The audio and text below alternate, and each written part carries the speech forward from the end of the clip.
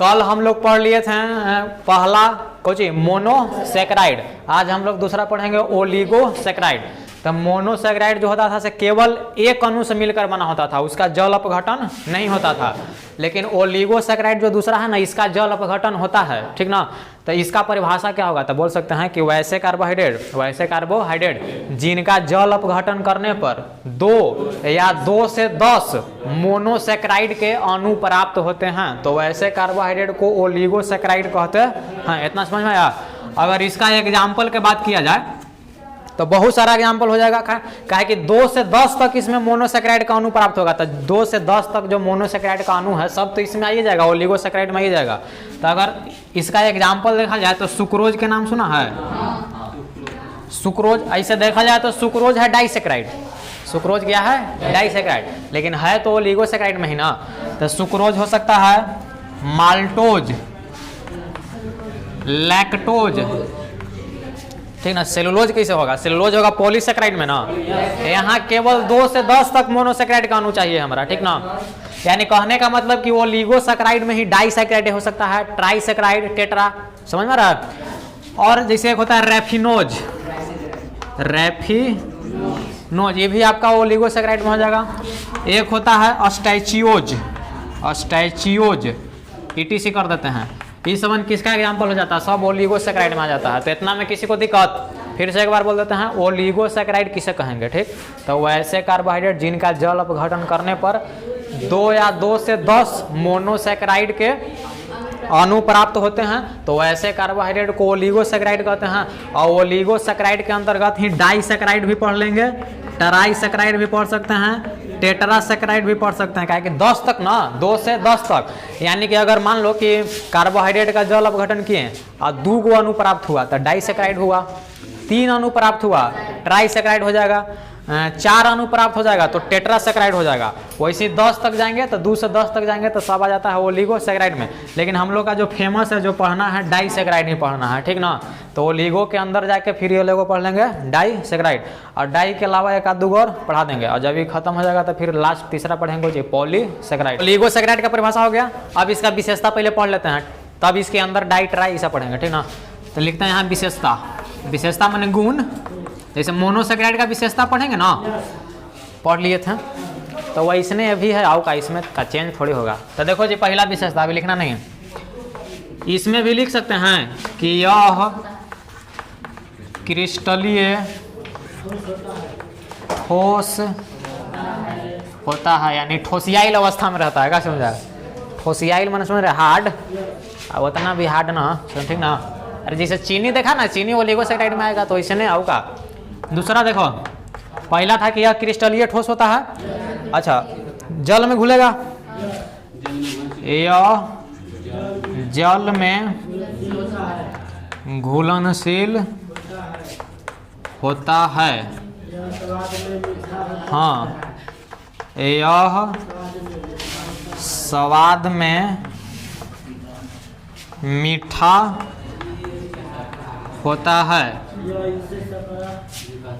अब देखो जब स्वाद में मीठा होता है तो बताया था ना कि शर्करा कह सकते हैं, तो इसे शर्करा, अरे शर्करा माने शुगर, इसे शर्करा भी हाँ कहा जाता। एक और लिख सकते हैं, इसका जल अपघटन होता है, तबे ना डाई ट्राई टेट्रा में टूटेगा। इसका जल अपघटन, तो इतना लिखल जाता है। अभी देखो पहला था मोनोसेकेराइड, दूसरा ओलिगोसेकेराइड और तीसरा था पॉलीसेकेराइड। तो अभी पॉलीसेकेराइड नहीं पढ़ रहे हैं, खत्म नहीं हुआ, इसके अंदर अभी पढ़ेंगे। जैसे बोला ना कि 2 से 10 तक मोनोसेकेराइड का अणु प्राप्त हो सकता है। तो अगर खाली 2 गो तो डाइसेकेराइड, खाली 3 गो तो ट्राइसेकेराइड, खाली 4 गो तो टेट्रासेकेराइड, जिसमें मेन खाली डाइसेकेराइड ही है, ठीक ना। तो इसी के अंतर्गत ऐसा पढ़ते हैं, तीर दे देते हैं, ठीक ना। क्या पढ़ेंगे, डाइसेकेराइड, डाइसेकेराइड, यानी कि ओलिगोसेकेराइड के अंदर ही पढ़ लेंगे हम लोग अब डाइसेकेराइड। तो एकदम इसका आसान परिभाषा, डाइसेकेराइड किसे कहेंगे, तो देखो वैसे कार्बोहाइड्रेट जिनका जल अपघटन करने पर मोनोसेकेराइड के 2 अणु प्राप्त होते हैं, तो डाइसेकेराइड हो जाएगा। अरे समझ में आ रहा, 2 से 10 तक पूरा मिला दिए तो ना ओलिगोसेकेराइड, खाली 2 गो प्राप्त हुए तो डाइसेकेराइड। तो वैसे कार्बोहाइड्रेट जिनका जल अपघटन कराने पर मोनोसेक्राइड के 2 अणु प्राप्त होते हैं तो उसी को डाइसेक्राइड कहते हैं। और अगर एग्जाम्पल के बात किया जाए तो इसका 3 गो एकदम फेमस एग्जाम्पल है डाइसेक्राइड का। सुक्रोज, जो कि अभी लिखे थे, सुक्रोज, माल्टोज और लैक, 3 एकदम फेमस एग्जांपल है डाइसेक्राइड का। तो ठीक है, डाइसेक्राइड का तो है ही है, लेकिन डाइसेक्राइड ओलिगोसेक्राइड के अंतर्गत है, तो ओलिगोसेक्राइड का भी अगर एग्जांपल लिखा जाती है लिख सकते हैं, कोई दिक्कत नहीं है। लेकिन अगर देखा जाए बढ़िया से तो ये डाइसेक्राइड है, तो इतना में किसी को दिक्कत।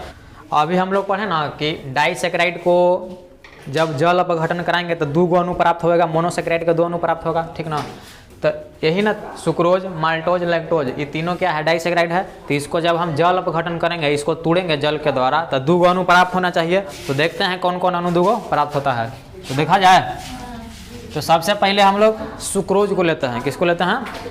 तो सुक्रोज का फॉर्मूला क्या होता है? अरे सुक्रोज मैंने चीनी, चीनी, ठीक। तो चीनी का फॉर्मूला पता है ना, यहाँ लिखा है C12H22O11। इसी को क्या बोलते हैं?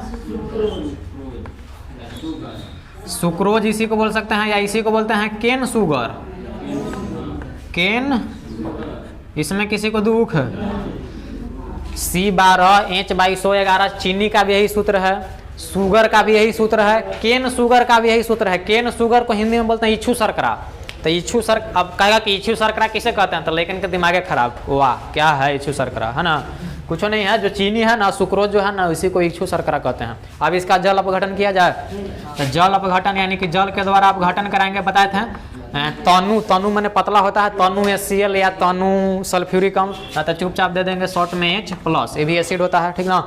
तो जल अपघटन कराएंगे तो ये तो डाइसेक्राइड अभी है, इसका 2 गो अणु प्राप्त होगा। तो सही बात है, जब सुक्रोज को जल अपघटन कराते हैं ना, तो मोनोसेक्राइड के 2 गो अणु प्राप्त होता है। एक अणु ग्लूकोज होता है और एक अणु क्या होता है, फ्रक्टोज होता है। लेकिन फार्मूला तो दोनों का सेम होता है। तो क्या लिखें बोलो, C6H12O6, और एक और लिख देते हैं, इस ग्लूकोज हो जाएगा और ये क्या हो जाएगा, फ्रक्टोज हो जाएगा। तो सही बात है, यही बात तो है कि सुक्रोज को जब जल अपघटन किए तो मोनोसेक्राइड के 2 अणु ना प्राप्त हुआ, एक अणु ग्लूकोज, एक अणु कच्चे हो जाएगा फ्रक्टोज। इतना में किसी को दुख। अच्छा, अब आगे बढ़ते हैं। सुक्रोज के बाद था क्या एग्जाम्पल में, माल्टोज, अरे था ना। तो अब कोई कहे कि सुक्रोज, माल्टोज और लैक्टोज का फॉर्मूला क्या होता है, तो तीनों का फॉर्मूला सेम होता है। ये जो फॉर्मूला है तीनों का आता है, जैसे मोनोसेक्राइड में पढ़े थे ना, ग्लूकोज, फ्रक्टोज और गैलेक्टोज तीनों का सेम होता था ना, ठीक उसी प्रकार इसमें भी कुछ कुछ का सुक्रोज, माल्टोज और लैक्टोज तीनों का फॉर्मूला ही रहेगा। तो फॉर्मूला अगर दिखावल जाए तो यही लिखेंगे C12H22O11, यही ना लिखेंगे। हाँ, अब यहाँ पर नामवा दे देते हैं माल्टोज, क्या दिक्कत है, माल्टोज। अब देखो, तो इसका भी जल अपघटन कराना है ना एसिड की उपस्थिति में, तो देखो जी ये भी तो डाइसेक्राइड है, तो मोनोसेक्राइड के 2 अणु प्राप्त होगा, ठीक ना। तो हम ऐसा लिख सकते हैं, देखो तो C6H12, अरे सबसे फेमस मोनोसेक्राइड, सबसे सरल यही ना ग्लूकोज ना होता है, ठीक ना। और इसका 2 गो अणु, तो 2 से ही से गुना कर सकते हैं, यहाँ भी कर सकते थे। तो इसमें अब करते तो फिर अलग अलग दिखाई पड़ता है कि एक अणु ग्लूकोज हो गया, एक अणु फ्रक्टोज। इसमें ऐसा ना दिखाएं कि जो दोनों अणु प्राप्त होता ना है ग्लूकोजे के प्राप्त हो जाता है, ऐसा देखा गया है प्रयोग करके कि दोनों अणु किसका प्राप्त हो जाता है, ग्लूकोजे का। यानी कहने का मतलब कि इसमें दोनों अणु ग्लूकोजे है, ठीक ना। माल्टोज को हम जल अपघटन किए तो 2 अणु प्राप्त हुआ ना मोनोसेक्राइड के, तो इसमें था कि एक अणु ग्लूकोज और एक अणु फ्रक्टोज, लेकिन ना इसमें दोनों बार प्राप्त हो जाता है ग्लूकोज, ठीक ना। फिर हम इसको एक जगह शॉर्ट करके लिखवाएंगे बॉक्स बना के, अभी सिर्फ देखो। उसके अलावा एक और था C12H22O11, फॉर्मूला तो यही रहेगा। इसको अभी बोल देंगे लैक्टोज, अरे अभी बताया था ना लैक्टोज। इसका भी क्या करेंगे, जल अपघटन कराएंगे। तो देखो ये भी तो डाइसेक्राइड का ना एग्जाम्पल है, ये भी टूटेगा 2 अणु में, ऐसा भी इसको लिख सकते हैं, ऐसा मोनोसेक्राइड लिख के और 2 से गुना तो 2 अणु ना हो गया। अच्छा, इसका नाम लिख देते हैं, कुछ हो गया है ग्लूकोज, ये ग्लूकोज था, दोनों अणु ग्लूकोजे का, कोई दिक्कत। अब देखो यहाँ भी वही प्राप्त होगा, लेकिन यहाँ अलग अलग लिख देते हैं, C6H12O6, एक प्राप्त हो जाता है ग्लूकोज, क्या चीज, ग्लूकोज, और एक प्राप्त हो जाता है गैलेक्टोज। क्या प्राप्त होता है, तो है तो आखिर मोनोसेक्राइड है ना, मोनोसेक्राइड है ना गैलेक्टोज, तो यही तो प्राप्त हो, हम लोग परिभाषा में ही ना पढ़े हैं। तो देखो ये तो डिटेल करके पढ़ा दिए। अब यहाँ से हमने का काम की चीज है ना कि याद करना रहेगा। ऐसे देखो कहेगा ऐसे कि ग्लूकोज और फ्रक्टोज मिलता है, देखो दोनों एक दूसरे से उल्टा हो सकता है, कोई दिक्कत नहीं है। तो ग्लूकोज और फ्रक्टोज मिलेगा तो क्या चीज बन जाएगा, सुक्रोज, या सुक्रोज का जल अपघटन कराएंगे तो ग्लूकोज और फ्रक्टोज, दो को ग्लूकोज के अणु मिलेगा, माने ग्लूकोज प्लस ग्लूकोज, माल्टोज या माल्टोज का जल अपघटन कराएंगे तो ग्लूकोज प्लस ग्लूकोज प्राप्त होगा, ठीक ना, जिसको ऐसे लिख सकते हैं। लैक्टोज का जल अपघटन कराएंगे तो ग्लूकोज और गैलेक्टोज, या कहेंगे ऐसे कि ग्लूकोज प्लस गैलेक्टोज बराबर क्या हो जाता है, तो लैक्टोज, याद रहेगा इतना। फिर से बोलते हैं glucose plus fructose sucrose, glucose plus glucose maltose, glucose plus galactose lactose. इतना में किसी को दो।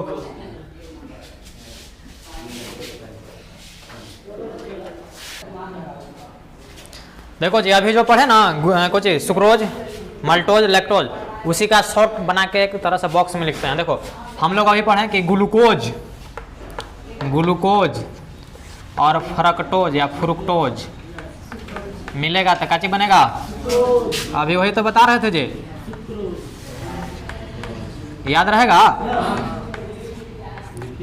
अगला था कि ग्लूकोज प्लस ग्लूकोज, यहाँ पर था ना, यहाँ पर ग्लूकोज प्लस ग्लूकोज, हिंदी में लिख देते हैं, कोई दिक्कत ना, maltose.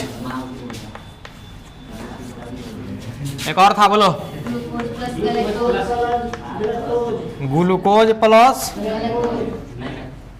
Galactose, glucose plus galactose कुछ लैक्टोज हो गया। फरियादी है का जी, याद रहेगा, एकदम याद करे का आसान तरीका। देखो ग्लूकोज तीनों में कॉमन है, खाली इधर तनी तनी चेंज होगा।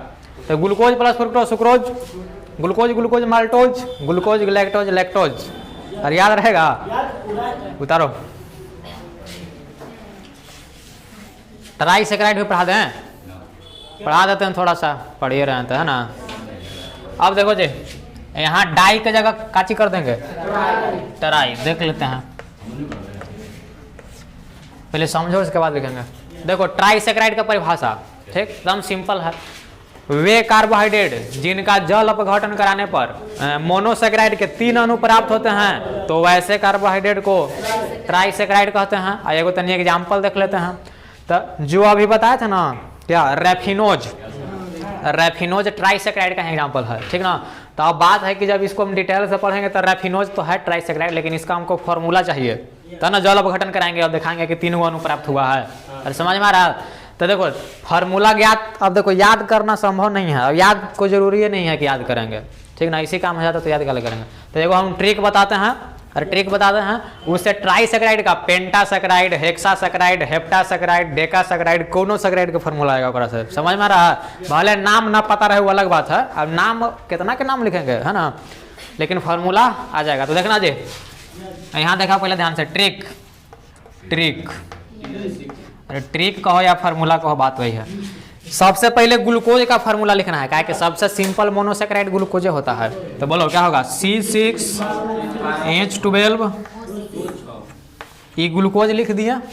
अब देखो अब हमने क्या, अगर ट्राइसेकेराइड का फार्मूला ज्ञात करना ना है तो इसमें 3 से गुना करेंगे। कैसे गुना करेंगे, हाँ, अगर कोई कहता है कि टेट्रासेकेराइड का ज्ञात करना है तो एकरा में 4 से गुना करेंगे, और अगर डाइसेकेराइड का करेंगे तो 2 से, तो बाद में, लेकिन इतने नहीं। अब इसमें माइनस जल करेंगे, का चीज 2 गो अणु जल का माइनस कर देंगे। ये पहले समझ में आया। फिर से देखो मोनोसेकेराइड का फार्मूला लिखें ग्लूकोज का, और अगर हमारा ट्राइसेकेराइड का फार्मूला चाहिए तो इस ग्लूकोज में 3 से गुना, और 3 के 1 कम करेंगे, 3 से 1 कम तो 2 अणु जल। अगर मान लो कि अगर ऐसे रहता तो 1 अणु जल है, माने कि 2 गो हाइड्रोजन है, 1 गो ऑक्सीजन है, लेकिन अगर ऐसा 2 लगा दिए तो अर्थ है कि 2 अणु जल है। तो इसको कैसे रखेंगे, अगर यहाँ 3 रहे तो 1 कम कर देंगे, 2 अणु जल घटाएंगे।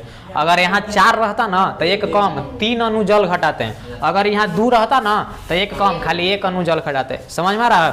तो हमारा तो पहले चाहिए ट्राइसेकेराइड, ग्लूकोज के लिखेंगे 3 से गुना, 3 से 1 कम, 2 अणु जल घटा देंगे। तो निकाला जाए ट्राइसेकेराइड का फार्मूला। तो गुना करो 6 में 3 से, तो C18, 12 तिया 36। लेकिन अभी सही नहीं है, अभी तो 2 अणु जल एक में से घटा देना है, और माइनस 2 अणु जल घटा देना ना है। अब देखो यहीं पर देख लेते हैं।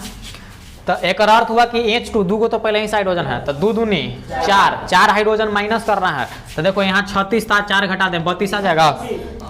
अब देखो 2 से हाइड्रोजन में गुना और 2 से ऑक्सीजन में, तो 2 ऑक्सीजन तो 18 था तो कितना हो जाएगा 16, यानी कि यहाँ लिख दें एग्जाम्पल में C18H32। ये जो फार्मूला आया ना ये ट्राइसेकेराइड का फार्मूला है, और अगर नाम के बात किया जाए तो इसी को रैफिनोज कहते हैं, रैफिनोज। अगर याद हो जाए तो अच्छा बात है, बिहार बोर्ड में पूछने मुझे वाला नहीं है, समझा। अब इसका जल अपघटन कराए ना अम्ल के उपस्थिति में, तो अब देखो जी ट्राइसेकेराइड ना है तो इसमें मोनोसेकेराइड के 3 अणु न प्राप्त होगा, तो हम ऐसा लिख सकते हैं, देखो तो C6H12O6 और 3 से गुना, शॉर्ट में एकदम फरिया दिए का जी, अरे फरिया दिए हैं, लेकिन कोई कहता है कि ना इसको अलग अलग आप लिखिए, तो अलग अलग लिखेंगे तो ऐसा लिख सकते हैं C6H12O6 plus C6H12O6 plus C6H12, अरे होगा ना। इसको बोलेंगे ग्लूकोज काची, इसको बोलेंगे फ्रक्टोज और इसको बोल देंगे ग्लैक्टोज। मोनोसेकेराइड के तीनों अणु ही ना था, मेन तीनों प्राप्त हो गया, समझ में आया। यानी कि जब रैफिनोज को जल अपघटन कराते हैं ना, तो रैफिनोज है ट्राइसेकेराइड, तो इसमें 3 गो मोनोसेकेराइड का अणु प्राप्त होता है, कौन कौन, ग्लूकोज, फ्रक्टोज, ग्लैक्टोज।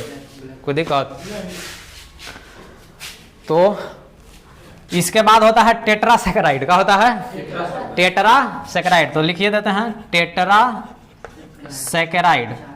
अब सुनो ध्यान से जी, टेट्रासेकेराइड में तो टेट्रासेकेराइड में क्या होगा ना कि वे कार्बोहाइड्रेट जिनका जल अपघटन कराने पर मोनोसेकेराइड के 4 गो अणु प्राप्त होगा, अरे यही ना होगा। हाँ, लेकिन अब मेन बात है कि इसका फार्मूला जुगाड़ करना है, तो सबसे आसान तरीका वही ना बताया, फार्मूला जुगाड़ करके। फिर से एक बार यहाँ देखना C6H12O6 और इसे टेट्रासेकेराइड करना चाहिए 4 से गुना, 4 के 1 कम, 3 अणु जल को घटा देंगे, तो देखो 6 चौके 24, 12 चौक 48 और 6 चौके, अरे ये आएगा, लेकिन 3 अणु जल घटाना है तो 3 दूनी 6 हाइड्रोजन घटा देना है, तो 48 में से 6 घटा देंगे 42 और 3 गो ऑक्सीजन, तो 24 में से 3 गया, एक ये फार्मूला आएगा। देखें यहाँ एग्जाम्पल में देखो C24H42, ये जो फार्मूला आया ना टेट्रासेकेराइड के है, और अगर इसका नाम देखा जाए ना तो अस्टैचियोज बोलते हैं इसको, क्या बोलते हैं अस्टैचियोज।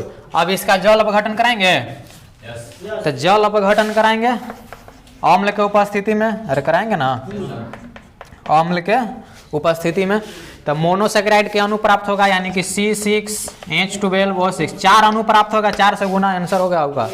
अब इसको 4 बार अलग अलग लिखेंगे तो ग्लूकोज, फ्रक्टोज, ग्लैक्टोज नाम देंगे, चौथा के नाम पता है नहीं ना दे सकते हैं, इसलिए इसको ऐसे छोड़ देंगे। ज़्यादा खुश हो जाएंगे तो एक रासायनिक नाम लिखेंगे, तो इसको हेक्सोज शुगर कह सकते हैं, क्या कह सकते हैं हेक्सोज शुगर। अरे ओज मैंने कार्बोहाइड्रेट, हेक्स मैंने 6 कार्बन, शुगर मैंने शर्करा, तो इसको हम रासायनिक नाम में हेक्सोज शुगर कह सकते हैं। इतने पर काम चलाना है, इतना में किसी की दिक्कत। अच्छा एक बात और इसमें है, ये जो रिएक्शन इसको संतुलित कर दिया जाता है, ठीक ना। तो जैसे देखो अगर मान लो कि इस रिएक्शन को अगर संतुलित करना है तो देखो तो थोड़ा सा मिलाओ, C18 कार्बन 18 को, क्षत्रिय 18 को, यहाँ देखो ना 6 12 18 है, हाइड्रोजन का एगो 32 और 2 गो तीर कई साइड, ये नहीं, ये तो एसिड है, उत्प्रेरक है, इसको नहीं जोड़ना है, तो 32 और 2 34, इधर देखो 12 3 36, ज़्यादा है उधर।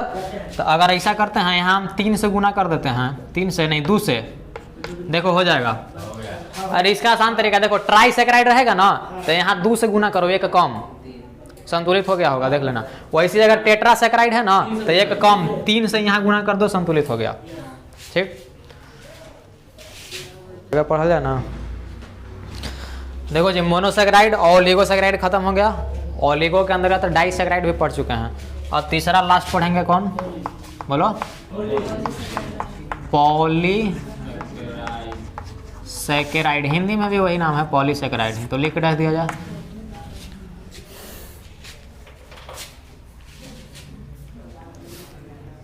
पॉलीसेकेराइड हो गया। देखो पॉलीसेकेराइड में क्या होता है, पॉली बताया था ना, पॉली मैंने ढेर मानी होवे करता है, क्या समझा, बहुत सारा। या इसको हम ऐसा कर सकते हैं कि वे कार्बोहाइड्रेट जिनका जल अपघटन कराने पर 10 या 10 से अधिक, 10 या 10 से, उसमें था ना 2 या 2 से 10 तक, इसमें 10 को लेके भी चल सकते हैं, कोई दिक्कत नहीं है। तो वे कार्बोहाइड्रेट जिनका जल अपघटन कराने पर 10 या 10 से अधिक मोनोसेकेराइड के अणु प्राप्त होते हैं तब ऐसे कार्बोहाइड्रेट को पॉलीसेकेराइड कहते हैं। समझ में आ रहा? या ऐसा भी कह सकते हैं, अब लफड़ा है कि 10-20 को याद रखना है, सीधे इसे बोलेंगे कि वे कार्बोहाइड्रेट जिनका जल अपघटन करने पर बहुत अधिक संख्या में मोनोसेकेराइड के अणु प्राप्त होते हैं उनको क्या बोलते हैं? पॉलीसेकेराइड। बोला अच्छा रहेगा, ठीक ना। अब एग्जाम्पल, तो 2-3 को जो फेमस एग्जाम्पल है, हाँ, स्टार्च, कहे स्टार्च, सेलुलोज, काइटिन, एक और होता है ग्लाइकोजेन, ETC कह देते हैं। हाँ देखो जी, तनी सा इसका जल अपघटन करा के दिखा देते हैं। देखो एक फार्मूला लिखते हैं यहाँ एग्जाम्पल में, C6H10O5 का होल N, इसको बोलते हैं स्टार्च। क्या बोलते हैं? अरे स्टार्च का एक तरह से फार्मूला है, स्टार्च को हिंदी में मंड कहते हैं। अगर कोई पूछे कि स्टार्च का सूत्र क्या होता है तो C6H10O5 का होल N, इन्हें खाली इतने लिख देंगे C6H10O5। कहीं कहीं बुक में इतने छोड़ देगा, गलत ना हो गया? क्या है कि स्टार्च पहला बात की पॉलीसेकेराइड है, तो डिटेल से यहाँ सामने दिखाई दे रहा।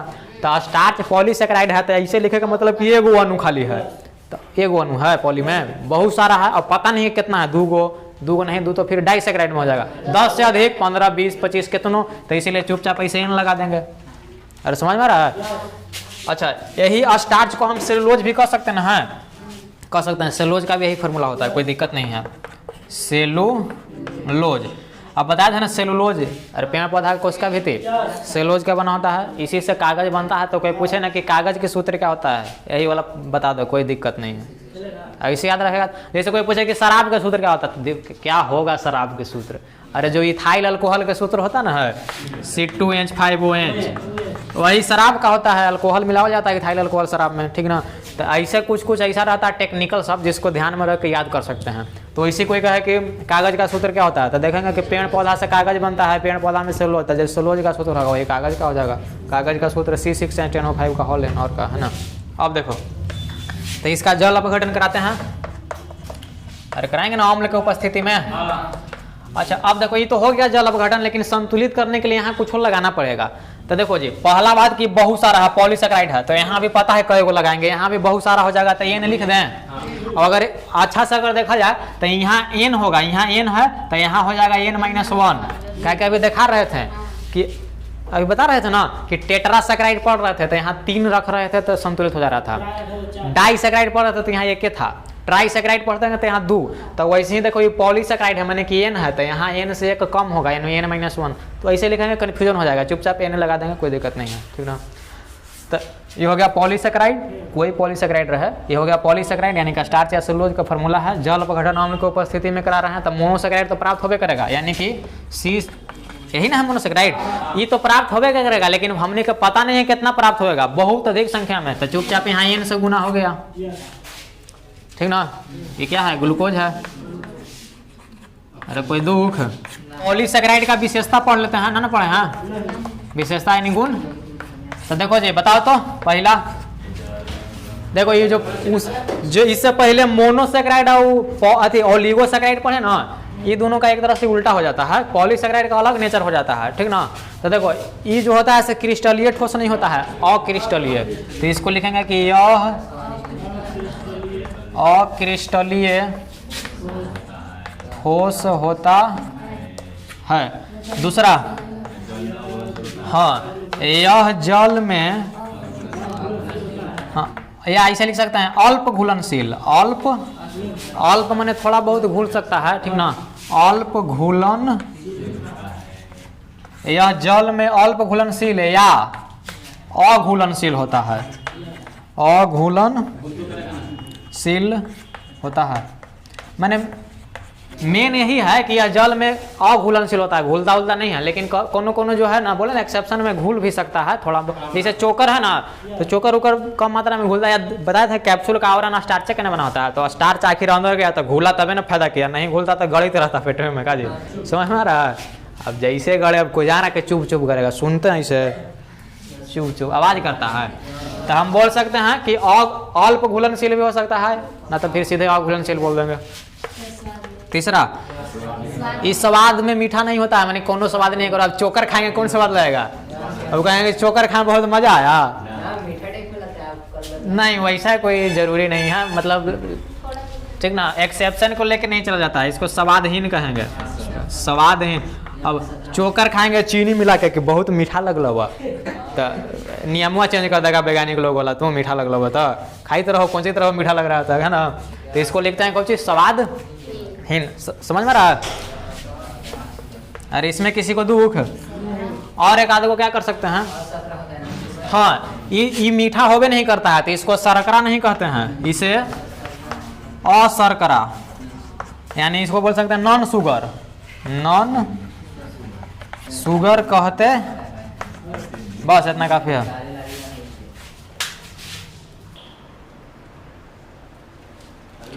हाँ देखो, लेकिन अगला दूसरा जो है ना, based on the reducing nature, माने कि अपचायक गुण के आधार पर कार्बोहाइड्रेट के प्रकार पड़ रहे हैं। किसके आधार पर? अपचायक गुण के आधार पर। तो अपचायक गुण के आधार पर कार्बोहाइड्रेट मुख्य रूप से दो प्रकार के, क्या प्रकार के? अपचायक गुण के आधार पर कार्बोहाइड्रेट मुख्य रूप से कितने प्रकार के होते हैं? दो प्रकार के। पहला आपका है, यहाँ लिखा हुआ है, पहला है रिड्यूसिंग शुगर, माने अपचाई शर्करा, इंग्लिश आसान रहता है, याद रखेंगे, ठीक ना। और दूसरा आपका है नॉन रिड्यूसिंग शुगर, माने कि अनपचाई शर्करा। तो देखो जी, एक होता है टॉलेन रिजेंट, एक होता है फेहलिंग सॉल्यूशन। रिजेंट को हिंदी में अभिकर्मक कहते हैं, टॉलेन वैज्ञानिक का नाम है, फेहलिंग वैज्ञानिक का नाम है, और सॉल्यूशन को हिंदी में विलयन कहते हैं, यानी कि एक तरह से घोल। तो अभिकर्मक थोड़ा समझ लेते हैं। अभिकर्मक पता है क्या है? जैसे कोई अभिक्रिया हो रहा है कि ना हो रहा है, उसको टेस्ट करने के लिए, मैंने उसको जांचने के लिए किसका प्रयोग करते हैं? अभिकर्मक का। और बहुत प्रकार का अभिकर्मक होता है, अलग अलग टाइप का, अलग अलग जगह यूज का होता है, ठीक ना। तो इसका डिफिनेशन है ना कि वैसे कार्बोहाइड्रेट, कार्बोहाइड्रेट एक ना प्रकार है, वैसे कार्बोहाइड्रेट जो टॉलेन अभिकर्मक, माने कि टॉलेन रिजेंट तथा फेहलिंग सॉल्यूशन, यानी कि फेहलिंग विलयन को अपचयित करने का कार्य करता है, तो ओकरे काचे बोल देते हैं? अपचाई शर्करा।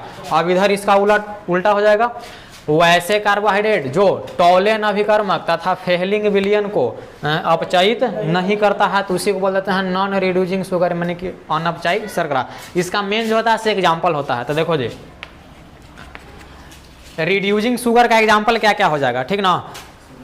तो जो इतना भी मोनोसेक्राइड है ना, जो फेमस जो तीन को लिखा था ना मोनोसेक्राइड, तीनों एग्जाम्पल हो जाता है रिड्यूसिंग शुगर का। कोई दिक्कत? तो यहाँ लिखे हैं, बोलो, ग्लूकोज, फ्रक्टोज, गैलेक्टोज। अब अगर थोड़ा सा अगर आते हैं डाइसेक्राइड में ना, तो डाइसेक्राइड में सुक्रोज नहीं, सुक्रोज को छोड़ के उसके अगला जो था ना माल्टोज, उसके बाद होता है लैक्टोज। इतना एग्जाम्पल काफी है, ठीक ना। तो ये सब जो एग्जाम्पल है ना, टॉलेन अभिकर्मक और फेहलिंग विलयन को अपचयित कर देता है, ये सब प्रयोग करके देखा गया है, ठीक ना। तो ये सब जो एग्जाम्पल है रिड्यूसिंग शुगर माने अपचाई शर्करा का हो जाता है। इधर आएंगे ना, तो इधर आएंगे तो मोनोसेक्राइड तो इसमें आ गया, डाइसेक्राइड में इसमें अगर देखा जाए तो सुक्रोज आ जाता है। क्या आ जाता है? सुक्रोज। उसके अलावा आता है स्टार्च, पॉलीसेक्राइड वाला, और एक और हो जाता है सेलुलोज, सेलुलोज। काफ़ी है। तो ये सब जो होता है ना, नॉन रिड्यूसिंग शुगर के अंतर्गत आ जाता है। खत्म हो गया। इससे आगे हम लोग अगला क्लास में पढ़ेंगे प्रिपरेशन ऑफ ग्लूकोज, माने ग्लूकोज को कैसे बनाया जा सकता है, उसके बारे में डिटेल से पढ़ेंगे, ठीक।